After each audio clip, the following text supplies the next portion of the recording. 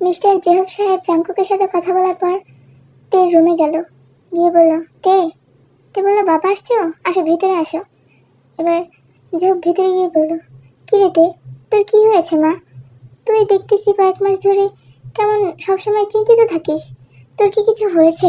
আমাকে বল, কি হয়েছে তোর? তে বলল, আরে না বাবা, কিছুই হয়নি। জেহব বলল, তোকে এজন্যই বলেছিলাম, দরকার নেই এই চাকরি করার। না, তুই তো করবি, এগুলো করলে প্রেশার পড়ে, দেখেছিস তোর চেহারার অবস্থাটা, কি সুন্দর মায়াবী চেহারাটা, কি অবস্থা হয়েছে চিন্তিত হয়ে। আমার ভাল লাগে না তোর, তুই যে কি করতেছিস আমি বুঝতেছি না। বিয়ের বয়স হয়ে গেছে, এখনো যদি এরকম উল্টাপাল্টা করিস তাহলে কিভাবে হবে বলতো? তে বললো, বাবা তুমিও না, বিয়ের বয়স হয়েছে কে বলছে তোমাকে, আমি এখনো ছোট। এবার যে বললো, জিমিনের তো বিয়ে হয়ে যাচ্ছে। তে বললো, তোমাকে কে বললো? যে বললো, জিমিনাই বলছে। তে বললো, ও আচ্ছা ঠিক আছে, তাহলে তুমি কি জিমিনের বিয়েতে অ্যাটেন্ড করবে নাকি? যে বললো, মনে হয় না করতে পারবো। তে বললো, কেন? যে বললো, আমার তো একটু বাইরে যেতে হবে, আমি একটু আমেরিকাতে যেতে হবে আমার, বুঝছো, আমি ওর বিয়েতে অ্যাটেন্ড করতে পারবো না। তো তুমি কিছু একটা বলে ম্যানেজ করে দিও, হ্যাঁ মামনি। তে বললো, আচ্ছা বাবা ঠিক আছে, তোমার থাকার দরকার নেই বিয়েতে, এত ঝামেলার ভিতরে, তুমি ওইখানে গিয়ে তোমার কাজ করো, এদিকটা আমি সামলে নিতে পারবো। জেহব বলল, আচ্ছা তে মামনি, এবার শুয়ে পড়ো, কাজ যা আছে কাল সকালে করো, জেগে থেকে থেকে শরীরের অবস্থা 12টা বানিয়ে ফেলেছো, চেহারাটাও খারাপ করে ফেলতেছো, শুয়ে পড়ো, আর কাজ করার দরকার নেই এখন। তে বললো, ঠিক আছে বাবা তুমি যাও, আমি শুয়ে পড়তেছি। এবার জেহব তের রুম থেকে এসে জাঙ্কুককে আবার ফোন দিল, দিয়ে বলল, হ্যাঁ জাঙ্কুক। জাঙ্কুক বলল, হ্যাঁ আঙ্কেল বলুন। জেহব বলল, তের সাথে কথা হয়ে গেছে আমার, তো আমি 2 তারিখে চলে যাব, তোমরা 2 তারিখেই বিয়ের সব কিছু রেডি করে নিও, আর আমি জিমিনের সাথে কথা বলে নিব, আজকে তো 28 তারিখ, আর বেশি দিন সময়ও নেই, তো আমি তো বিয়েতে থাকতে পারতেছি না, তোমরা একটু ম্যানেজ করে নিও, হ্যাঁ বাবা। এবার জাঙ্কুক বললো, হ্যাঁ আঙ্কেল ঠিক আছে, তো তে আপনাকে কিছু জিজ্ঞাসা করেনি? যে বললো, হ্যাঁ জিজ্ঞাসা করছে যে তোমার সাথে আমার কথা হয়েছে নাকি, আমি ওকে বলছি যে না হয়নি। এবার জাঙ্কুক বললো, ঠিক আছে আঙ্কেল, ওকে জানানোর দরকার নেই যে আপনার সাথে আমার কথা হয়েছে। সে বললো, আচ্ছা ঠিক আছে, তো ঘুমিয়ে পড়ো এখন, আল্লাহ হাফিজ, হ্যাঁ। এবার জাঙ্কুক বললো, আচ্ছা আঙ্কেল আল্লাহ হাফিজ। পরদিন সকালে তে ঘুমিয়ে আছে, জিমিন এসেছে তেদের বাসায়। এবার জেহবকে বললো, আসসালামু আলাইকুম আঙ্কেল, কেমন আছেন? জেহব বললো, ওয়ালাইকুম আসসালাম মামুনি, কেমন আছো তুমি? জিমিন বললো, এই তো আলহামদুলিল্লাহ ভালো আছি, আপনি? জেহব বললো, এই তো মামুনি আমিও আছি আলহামদুলিল্লাহ, তা কি খবর আমার মামুনিটার?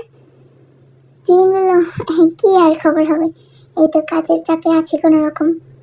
এবার জেহব বললো, হ্যাঁ দুজনকে বলছিলাম এই কাজ করার কোনো দরকার নেই, টাকার কি কমতি আছে আমার, তারপরে দুজন আমার কথা শুনলি না, দুজন একই চাপে লেগে গেলি। তে একটা আছে অবস্থা পুরোই খারাপ, তাকানো যায় না শরীরের দিকে, চেহারার দিকে, তুইও তো অবস্থা খারাপ করে ফেলেছিস নিজের, শুধু কাজ করলেই হবে, নিজেদের দিকে তাকাতে হবে না? জিমিন বলল, আরে আঙ্কেল এখন জব করতেছি, এখন তো জবের দিকেই খেয়াল দিতে হবে তাই না, যখন নিজেদের দিকে তাকানোর সময় আসবে তখন ঠিকই তাকাবো, আর চিন্তা করতে হবে না এটা নিয়ে আপনার। এবার যে হোক জিমিনের দিকে তাকিয়ে বলল, জিমিন ভাবতেও অবাক লাগে জানিস মা, ছোট্ট 2টা মামুনি কত বড় হয়ে গেল, এখন শুনতেছি একজনের নাকি বিয়েও হয়ে যাবে। এবার জিমিন একটু লজ্জা পড়ে গেল, এবার জেহবের চোখে জল এসে গেছে।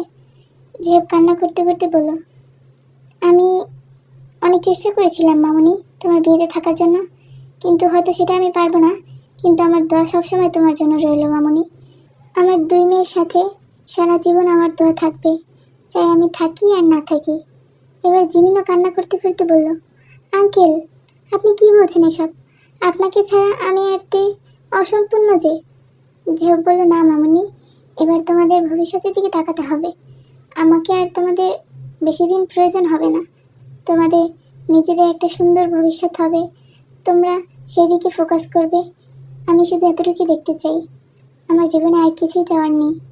এবার ওদের দুজনের কথার মাঝখানে তে এসে বলল, বাহ বাহ খুব ভালো, আমাকে রেখে দুজনে ইমোশনের দুনিয়াতে চলে গেলে, আমাকে একবার ডাকার প্রয়োজন মনে করলে না, কি হয়েছে দুজনেই তো কান্না করছো? এবার জিমিন বলল, আরে না না কিছু না। জেহব বলল, ও মামনি তুমি উঠেছো ঘুম থেকে, আসো বসো, এই যে জিমিন আসছে, তে বলল, দেখছি তো। তুই আসছিস, আমাকে ডাক দিবি না শয়তান? জিমিন বলল, আরে একটু আগে আসছি, আঙ্কেলের সাথে কথা বলতে বলতে ভুলে গেছিলাম তোর কথা। তে বলল, ও এখন তো ভুলেই যাবি। ভালো ভালো, এখন এই টাইমেই ভুলে যাচ্ছিস, সামনে তো কি করবি আল্লাহই ভালো জানে। এবার জিমিন বলল, দেখছেন আঙ্কেল, ও সবসময় আমার সাথে ফাইজলামিগুলো করে। জেহব বলল, তে তুমি এখন বড় হয়েছো, এখনো এভাবে দুষ্টুমি করে কেউ?